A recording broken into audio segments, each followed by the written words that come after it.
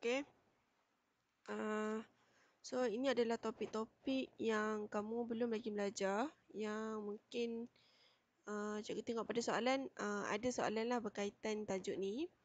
Okay, sebenarnya tajuk ni ada dalam silibus, tajuk garam, cuma kita belum belajar lagi kita baru sampai dekat penyediaan garam.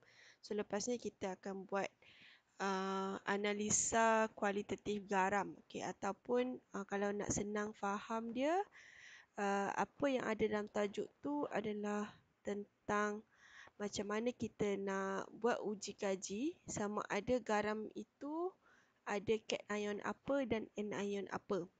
Okey, apa maksudnya? Okey, contoh cikgu bagi satu garam MgSO4.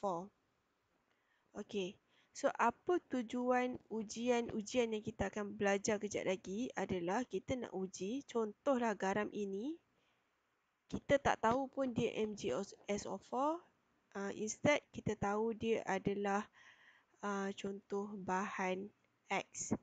Okey, jadi macam mana kita nak tahu dekat dalam bahan X ni ada Mg ataupun dan juga ada SO4. Okey, apa yang dimaksudkan dengan anion test? Anion bermaksud ion yang bercas negatif kan? Okey, jadi kita nak test macam adanya kehadiran SO4 to minus. Okey, manakala cation test, okey, iaitu ion yang bercas positif, jadi kita nak tengok adanya kehadiran Mg2+.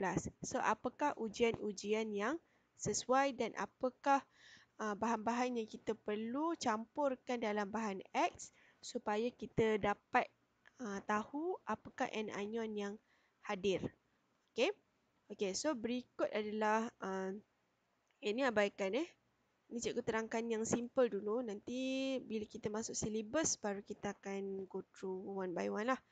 Okey, so ada beberapa reagent ataupun bahan kimia yang kita boleh gunakan untuk kita buat ujian pengesahan cation, iaitu kita nak test ion positif. Okey, so antara bahan-bahan kimia yang ada yang kita boleh guna, yang pertama natrium hidroksida NaOH, yang kedua larutan amonia NH3, reagen Nessler, kalium hexacyanophorat 2, kalium hexacyanophorat 3 dan juga kalium thiocyanat. Okey, so apa yang kita boleh expect apabila kita masukkan contoh NaOH dekat dalam bahan X, maksudnya dia akan dapat satu pemerhatian. So, bila kita tengok pemerhatian tu, kita tahu sama ada Mg2+ hadir atau tidak. Okey, so ini mengenai reagen-reagen yang sesuai. Okey, tapi reagen ni macam banyak kan. Sebenarnya nanti kamu boleh pilih yang mana kamu rasa sesuai dengan kamu. So, nota ni cikgu akan bagi. So, nanti kamu tak semestinya hafal sekarang. Nanti bila buat ujian tu kamu boleh rujuk pada nota lah. Okay, cuma cikgu nak bagi guide macam mana kamu nak guna nota-nota ini. Okay. So, ini contoh-contoh pemerhatian apabila kita guna reagen yang cikgu kenalkan tadi ya.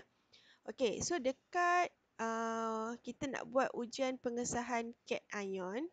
Okay, cation ni contohnya zinc, AlPb, Ca2+, Mg2+, zinc2+, Ca2+, okay, Al3+, Pb2+, Mg2+, Pb2+, dan ion amonium, NH4+. Okay, ion-ion ini ialah ion-ion yang tidak berwarna. Okay, so ion-ion tidak berwarna, ion positif yang tidak berwarna. So, apakah reagen yang sesuai? Kita akan guna NaOH, amonia, kalium iodida dan juga reagen Nessler. Okay, so kita tengok apakah pemerhatian dia. Okay, jika zinc 2+, Al3+, Pb2+, dia punya pemerhatian ialah terdapat mendakan putih. Maksudnya bila cikgu masukkan saja natrium hidroksida dalam bahan X tadi, kemudian mendakan putih terbentuk, kemudian mendakan putih tu pula akan larut dalam NaOH, maka ion yang hadir ialah zinc 2+, Al3+, ataupun Pb2+. Okey. Itu kalau dia larut. Kalau mendakan tu tak larut, maka Ca2+ ataupun Mg2+. Tadi kalau macam contoh tadi cikgu bagi MgSO4, maksudnya mendakan yang terhasil tu takkan larut. Okey. Sama juga yang berikutnya, okey. Kalau kita masukkan amonia, okey, dalam bahan X, kalau mendakan itu berlaku mendakan kemudian larut, maka yang hadir ialah zinc 2+ ataupun Ca2+. Kalau tak larut, sebab this one lah Al3+, Pb2+ ataupun Mg2+. Okay, kalau cikgu masukkan kalium iodida pula, mendakan kuning pula terbentuk, maksudnya ion yang terhasil ialah ion yang terdapat dalam bahan tersebut ialah Pb2+. Okay. Kemudian kalaulah cikgu masuk reagen Nessler, kemudian ada mendakan perang terbentuk, maka yang terhasil ialah ion amonium. Okay. Jadi nanti bila kamu tengok dalam soalan, kamu tengoklah pemerhatian-pemerhatian dan apa yang reagen diletak. Kalau sesuai pemerhatian dia, maksudnya cation tersebutlah yang terhasil. Okey, so lantak lamtam ni cikgu rasa cikgu tak payah tunjuk lagi. Untuk dalam soalan, kamu hanya perlu rujuk jadual ni saja. Ini kaedah hafalan. Untuk ujian kali ni kamu tak perlu hafal lagi. Kamu hanya perlu rujuk jadual. Okey, itu cara kita guna jadual. Untuk cation yang tidak berwarna. Okey, kalau untuk cation berwarna pula, okey, cation berwarna sebenarnya tak banyak. Ada Cu, Fe2+, Fe3+. Okey, Cu2+, macam mana kita nak test adanya kehadiran Cu2+, kita akan masukkan larutan amonia, kemudian akan ada mendakan biru, Cu2+, ion berwarna biru. Okey, kemudian mendakan biru tu akan larut dalam amonia dan menghasilkan larutan warna biru tua. Okey, kalau Fe2+ pula, okey, ada banyak reagen yang kita boleh guna. Ni reagen-reagen lain yang tadi kita list tu. Kita boleh guna NaOH, kalium hexacyanophrate 2, kalium hexacyanophrate 3 ataupun kalium thiocyanate. Okey, so pemerhatian dia adalah kalau Fe2+ dalam NaOH warna mendakan dia warna hijau. Kalau Fe3+ mendakan warna perang. Kalau kamu pakai reagen kalium hexacyanophrate 2, kamu akan dapat mendakan biru muda dan mendakan biru tua. Dan seterusnya. So nanti tengok pada soalan, kamu hanya perlu rujuk saja. So, itu mengenai ujian cation tidak berwarna dan berwarna. Okey, kalau bagi ujian anion pula, anion bermaksud kita nak test kehadiran ion negatif. Okey, contoh kalau tadi cikgu bagi MgSO4, kita nak tengok kehadiran SO4. Okey, seperti yang kamu tahu, garam yang kita belajar ada 4 jenis, sebenarnya merujuk kepada anion. Garam karbonat, garam sulfat, garam klorid dan garam nitrat. Garam klorida dan garam nitrat. Okey, so cara-cara kita nak test setiap ion-ion ni dah ada metod dia tersendiri.